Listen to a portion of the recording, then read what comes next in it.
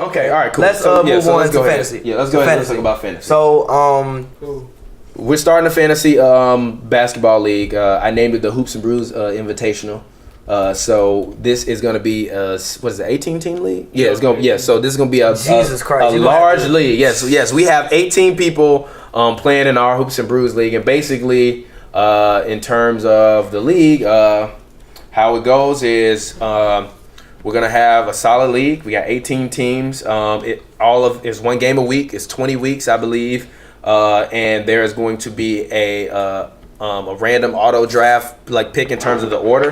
The draft is going to go in a snake order in terms of the actual draft portion of it. The only thing that I did was switch up a little bit how the scoring goes. So I'll let everybody that's going to be listening know a little about the scoring. Normal scoring rules. The only thing that I did was I added 3-point field goals made. We don't need to put any parameters in terms like this guy's going to be but I think we should, I think regardless of who you think is going to be good, let's talk about it. I have a take. Go ahead.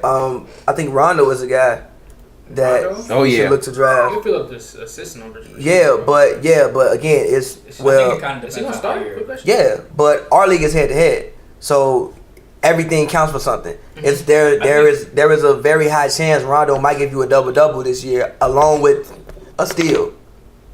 I think Rondo is a guy who like later on in the draft, if he's still there, I might look to draft. I think Rondo is more valuable in those leagues where it matters by category that you're winning. So fair. So his 11 assists that he could average this upcoming season. That's if he starts. I don't think he could start. I think he start him and Drew Holiday. It's gonna be him, Holiday at the 2. Solomon Hill at the 3, and then Boogie and AD. He has to start. Ain't he injured? If he was injured, I don't even know your roster. They got a bunch of I don't know their roster. He's gonna start because the only other point guard they had is really Ian Clark. But then that kind of goes against your whole thing of I don't know, penetrator for one. Yeah, it's a bad team mix up. Yeah, I'm not saying it's good. Your best shooter is Boogie. Your best shooter is Boogie.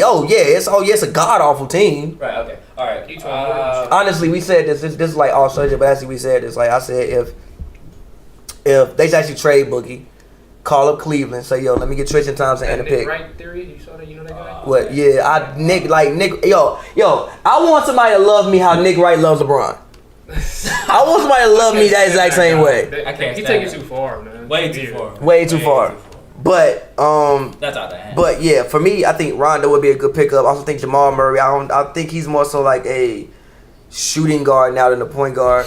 But I think he'll be a good pickup. Because Moutier is kind of Moutier's terrible. Murray can shoot. I like Murray. Which is why I think Denver's a scary team. I think Murray could be underrated defender too. Yeah, I think Murray could be also in talks for most improved player this year as well. Because he's gonna get a chance to shoot. Well, I think as a rookie, I don't necessarily know if you're gonna. As a guy who's going to his second year, I don't know if you give him a most improved player. We said D'Lo's going to be most improved player going into his second year. Who is we? I said that. You said that. I didn't say that. I said that last year because I looked at Summer League. This is why Summer League is deceiving. I looked at Summer League. Right. D'Lo looked great in last year's Summer League. He was still really good last year. I thought he was decent. He was decent. I thought he was around him. Yeah, he was really good. It's just that was the first year. That was the first year he actually had the keys to. Because Kobe was there. Was there. You can't really do too much with Kobe there. We shouldn't judge him by his rookie. Yeah. He thinks D'Lo will be All-Star this year. He will be an All-Star this year. D'Lo's gonna average 22 and 7 this year. He's guaranteed All-Star. I think he's gonna be. I think he's legitimately gonna be an All-Star this year. I don't see any reason why he couldn't be an All-Star this year. He's going to be the only one on that team really taking shots. You have a couple solid veterans in terms of this small four. Who did they get? They got DeMarre Carroll, Allen Crabbe. And Allen Crabbe. So he's going to have some defenders out on the wing, and DeMarre Carroll can shoot an open three. Karis LeVert is young. He can shoot. Crabbe is a really good shooter. Yeah, so LeVert can shoot. I think that they'll be fine. I genuinely think that they're going to be terrible. Don't get me wrong, but I think D'Lo has the opportunity to, if they're halfway decent, be able to be an All-Star. And he's in New York, and they need a star. The thing about Brooklyn is they haven't had a star. I hope he can, bro. We're going to see. I hope so. One thing I would recommend to not do in fantasy is to be that guy where if you see someone injured, try and hold them on your roster spot, because there's nothing worse than having that roster spot held on for that injured player. Unless you have an IR, we're going to have an IR? It depends. It all depends. If you have an IR spot, even then I wouldn't hold it because other members on your team can also get injured. So I wouldn't go put somebody on your IR. Because then what if someone like that needs like that week or two off, and then now you have them like in your like rotation.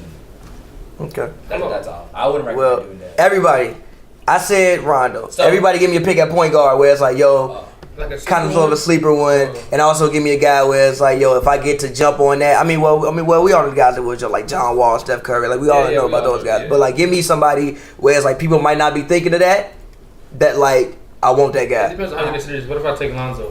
That's my guy right there. Lakers gonna give him the ball. He's gonna have the usage rate. They run everything through him, up and down. He's gonna run through Lonzo. He's gonna average at least about guaranteed a minimum of 8 assists next year. Yeah. And I feel like he's gonna get his too. The minimum of about 14 points. I give him probably about 4 rebounds. Yeah. So, I was gonna say Lonzo, but I feel like Lonzo was like a hot pick. But I was like gonna say Lonzo. Mm-hmm. Yeah. That's Lonzo. Me personally, I wasn't about to pick Lonzo just because I feel like that's kind of like a general consensus. More or less, people would assume that Lonzo can be that guy to get like 8 assists. I hate to be that guy that says Mike Conley in terms of underrated. He is. I think you can the consistency. I think you can do that with your team. I think Schroeder being the only guy. Yeah, it's another guy's a good fit. Did he just get arrested? He did get arrested for a fight at a hookah bar. Jesus. He looks like he would have fight at a hookah bar in Atlanta. He do look like Schroeder looks like bro, why you fighting at a hookah bar? Yeah, Schroeder's a guy. I think Rubio's another guy you look into. Also. You think so? Yeah, Rubio's defense definitely improved last year. His shooting improved, and he's gonna give you at least 8-9 assists. In terms of sleeping on people, I think Rubio's.